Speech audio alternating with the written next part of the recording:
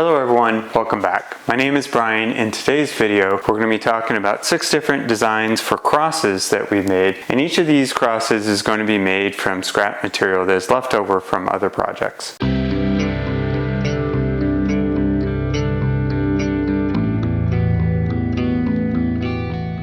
This is part of our video series on the gifts you can make for others. As another fun feature of our designs, you can do almost all of these designs with just a simple bench hook and hand tools. You do not need a large amount of power tools. We're going to start off with this cross, which is made of sapele. Here we have 2 1/2-inch wide pieces of wood that I've cut a notch, my bench hook, and chiseled that out. So this was our very first cross I created. I was just playing around. This actually, I haven't trimmed this yet. It's not quite symmetric, but it's a very simple cross to make. Then I went and looked at what others are doing, and I found some layered crosses which really motivate the next section. This is our first layered cross. It's a nice cross. The outside is walnut and the inside is made from hard maple. One of the things you'll note about this cross, if you look at the picture in the screen, you can see that each of these 3/8 of an inch thick pieces of material comes in, and there's a 45-degree angle for all the walnut pieces that come in and intersect.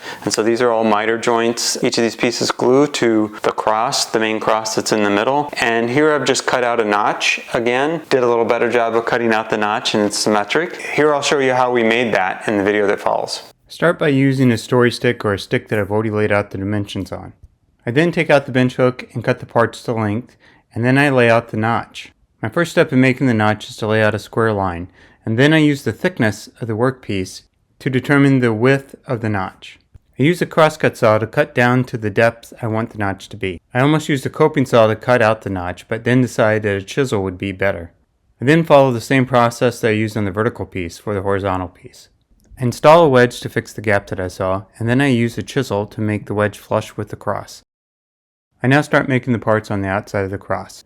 My process starts by cutting a 45-degree angle with the bench hook, and then I measure the part to length against the maple cross, and then I come back and cut a 90-degree angle with the bench hook. This was done to make each of the walnut parts to be flush with the end of the maple pieces of the cross. Once I go all the way around the cross, cutting these 45s in the center and the 90 degrees on the outer parts, I then use a piece of sandpaper to kind of clean up the edges. Noticing a small gap, I make an improvement in the 45-degree angle with the shooting board. We're now ready for final assembly, and here I'm applying glue on the inside of the walnut pieces and on the outside of the maple pieces. Once I've gone all the way around and glued all the pieces together, I then grab some clamps and clamp the cross together, set it aside, let it dry, and then come back and cut the ends so the walnut and maple pieces are flush with one another. Now we're showing the making of this cross. I also wanted to talk about this next cross. So this next cross is essentially the same as this layered one, but before I glued everything together, I went about cutting 45-degree angles on the end pieces for the walnut. Similarly with the maple, I did a little experimentation and tried cutting an angle on those, and here you can see I made the maple stick out a little bit, but overall this is the same dimensions as the previous cross. I'm now starting to assemble the angled cross, or the angled layer cross, which is similar to the previous cross except for the ends are cut at a 45-degree angle to create a different aesthetic. So I assemble this cross, glue it together, lay it aside, and let it dry. This is our next design. In this design, we've surrounded the walnut in the middle with hard maple. Here you can see that if you look closely at the picture on the screen, you can see that we don't have miters here for these intersecting pieces, and instead I just had the pieces butt up against one another. So I've cut out a notch here in the center, and these overlap and are just glued together. For this version of the layered cross, you can see that we have a lighter wood on the outside, or maple, and walnut in the middle. Here I've already cut the notches in the center, and I used a bench hook to cut the ends of the maple and walnut flush. I also use a block plane so I can make the tops of the cross flush. I now glue together our third version of a layered cross. One of the things I noticed was a small gap in the center, so I used some glue squeeze out and some walnut sawdust to make this less noticeable. This is another design we came up with from scrap material. This is the material that was left over from making some arches for a plate rack. I was trying to make use of this, and here you can see I've created two pieces that are essentially the same length, and after getting comments from my wife, this looks like something that would be used in a scary movie, then I decided that maybe I should trim this down a little bit. So in this next segment, we'll show you how we made it, and then I'll also show you what we're doing to try to improve it. Here you can see the curve for our next cross comes from the bottom of an arch for a plate rack. Our next step is to use the bench hook to cut the ends of each of these curved pieces perpendicular with their sides. Next, lay out the notch in our curved piece.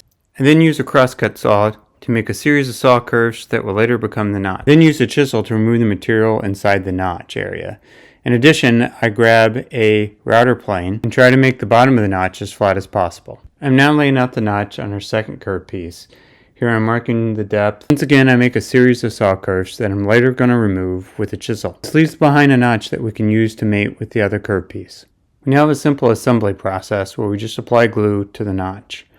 And then you'll see that I wrap some twine around the center to make it more decorative. But I still think this cross doesn't look quite right. So what we do is that we cut the ends off, or the horizontal pieces, because they look too long.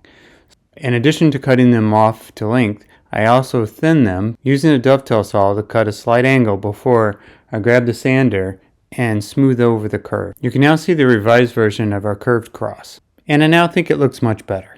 Now most of the designs I've showed you need to hang on the wall. So what we do on the back side is that we create keyhole slots so that you can hang them on the wall. So in this next video segment, I show you how to do this on several of the designs. As many of our crosses will hang on the wall, we want to make keyhole slots in them. We do this on the router table, and here I show using a practice piece to get the depth correct. The process involves turning the hand wheel to raise the router bit to the desired depth, and then sliding the workpiece back. Then reverse the workpiece and come back to nearly the start. Before we turn off the router, wait for it to stop and then remove the workpiece. For our first layered cross that I'm going to do, our tallest one, I remember not to glue it together. So this allows us to take it apart, make the keyhole, and then put it back together as was shown earlier in the video. My process for making the keyhole slot is the same as it was for our practice piece.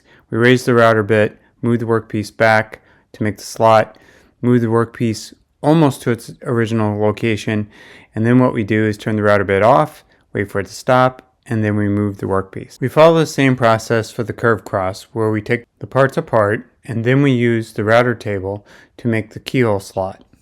Here you can see the dilemma you create if you already glue your workpieces together. Basically, there's no part of the cross that can ride along the fence. We resolve our dilemma with a simple solution, and that is making a rectangular guide block.